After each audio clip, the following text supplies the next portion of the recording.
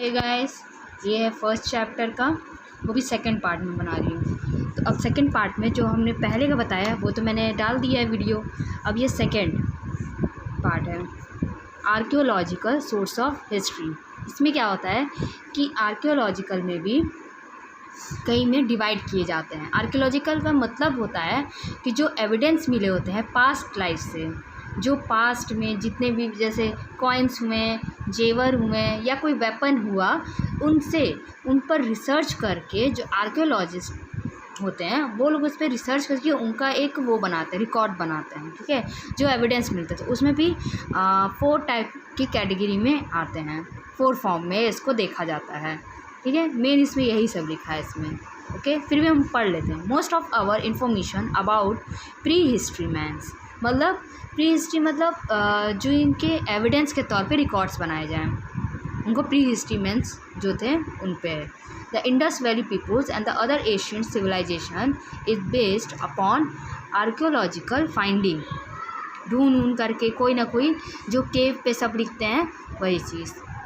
Archaeological is the study of the remains of the past like a momentum, tools, pottery, coins, weapons, painting, edicts and the other artifact. A person who study those sorts of called, जो इन सब के बारे में पढ़ता है उसे क्या कहते हैं? Archaeologist. Today it has also become possible for a scientist to find the age of the organisms.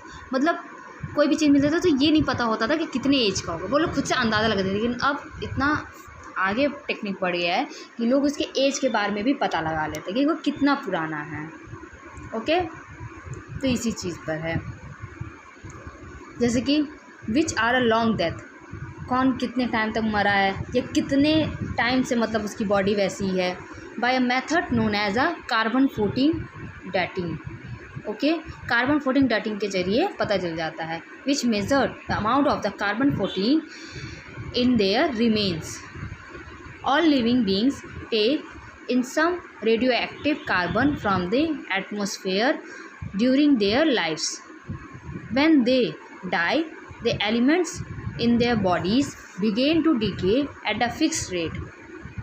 So, by examining the amount of carbon 14 still remaining in the human and animal bones, archaeologists can calculate their age. मतलब उनकी body जब वो live में होते हैं तो काफ़ी ज़्यादा उनमें कार्बन 14 अपना धीरे धीरे उन पर मतलब डेवलप करता है, रहता ही है जब तक वो लाइव रहते हैं। ठीक, जब वो मर जाते हैं तो वही चीज़ें धीरे धीरे डिके मतलब गायब होने लगती हैं। तो उस ज़रिए इन सब ये लोग कैलकुलेट कर पाते हैं उनके एज को लेकर। ओके, कि वो कितने एज के हैं, इसे उन्हीं को आर्कियोलॉजिस्ट बर्न कर देते हैं। तो कितना बर्न किया गया, कितने, तो इन्हीं सब चीज़ों के बारे में इसमें बताया गया। इसको 4 कैटेगरीज में बांटा गया है। ओके, जैसे कि inscriptions, coins, monuments and artefact and object. अब पढ़ते हैं इंस्क्रिप्शंस के बारे में।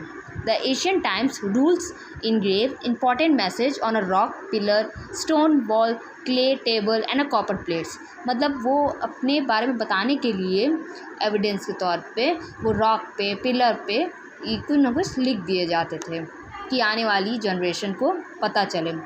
These writings is known as the inscription. ऐसी राइटिंग्स को इंस्क्रिप्शंस के नाम पे रखा जाता है। The studies of old inscriptions is known as the epigraphy. ऐसे इंस्क्रिप्शंस को वो कहा जाता है, एपिग्राफी कहा जाता है। A study of these inscriptions throw light upon a language of the people, names of the rules, the year they ruled, their military achievement, जितना भी है मतलब जो भी उन्होंने किया है वो एक कहीं सबूत के तौर पे लिख देते हैं डिटेल्स में, फिर कि आने वाली जनरेशन उसे पढ़ सके। For the example a study of a king Ashoka inscriptions on a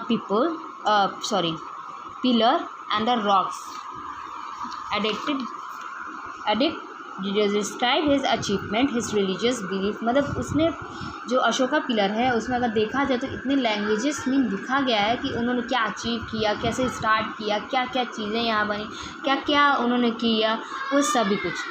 जैसे यहाँ पे एग्जांपल्स हैं, देख रहे हैं ना।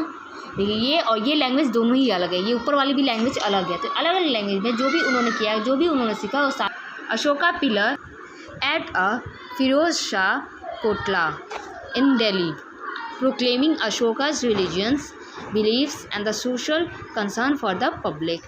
कैसे क्या उनका कंसर्न रहा है, क्या क्या उन्होंने किया, वो सारा। So topic is next one is coin. The study of the coin is called a नुमेरिस्टिक।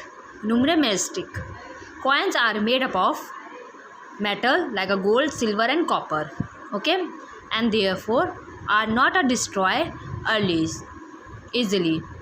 They have the name and the image of a ruler stamp upon them and also give information such as the date of ascension and the date and the death of the rulers.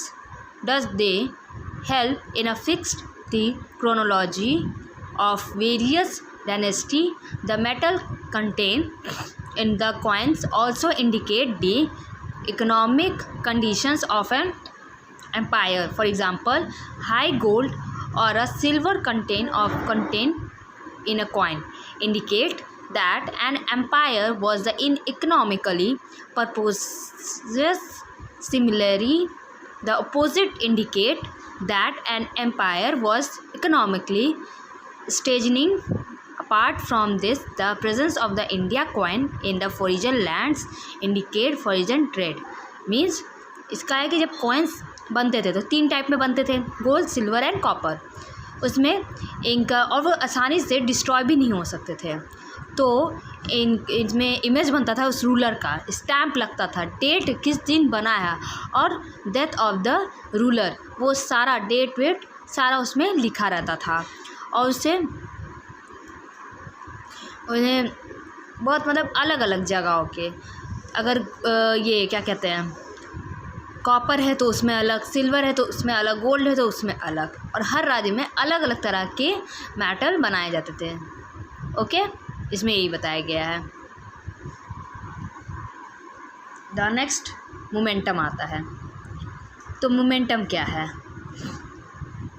Momentum जैसे कि जो Mughals लोगों ने और जितने भी मतलब हैं उन्होंने जो जैसे रेड फोर्ट, दिल्ली में रेड फोर्ट, उसके बाद फिर ताजमहल, कुतुब मीनार, कई तरह के ऐसे बिल्डिंग्स जैसे सांची स्तूपा, इस टाइप के जो बहुत पुराने उन्हें क्या कहा जाता है? मोमेंटम, जहाँ लोग घूमने जाते हैं। Okay, Asian buildings like a temple, palace and a fort are the known as a monuments. क्या मैंने बताया? टेम्पल, पैलेस, फोर्ट, क्या कहा जाता है उन्हें? मोमेंटम कहा जाता है। They were a built for different reason and give us the information. Main चीज़ ये है कि उन्हें बनाया गया है तो लेकिन किसी रीज़न से बनाया गया है, ये नहीं कि बस ऐसे ही बना दिया और हो गया, नहीं, उसके पीछे एक कहानी छिपी हुई है, उसके पीछे एक रीज़न है। Okay, so information about our life के बारे में, जो हमें अपने लाइफ के बारे में या इन्फॉर्मेशन देती है। Times of the peoples, for example the carving on the panels of the Qutub Minar tell us about the region of the early Delhi Sultanate and the cave panel on the wall। अब कुतुब मीनार क्या है? उसके जो केव panel type का बना हुआ है वो हमें क्या बताता है कि दिल्ली सल्तनत में किस टाइप के क्या क्या रहा करता था।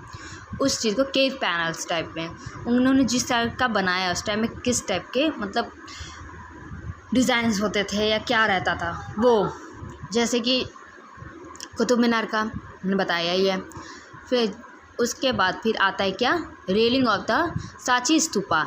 ये हमें स्टोरी बताता है किसकी?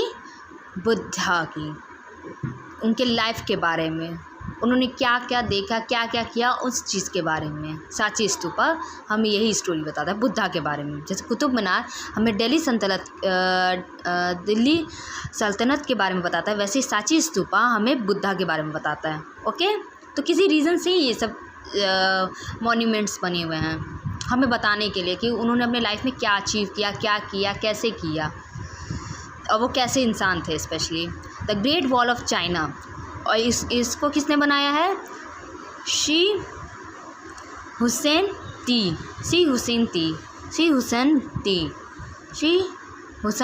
ती ने इसे बनाया था।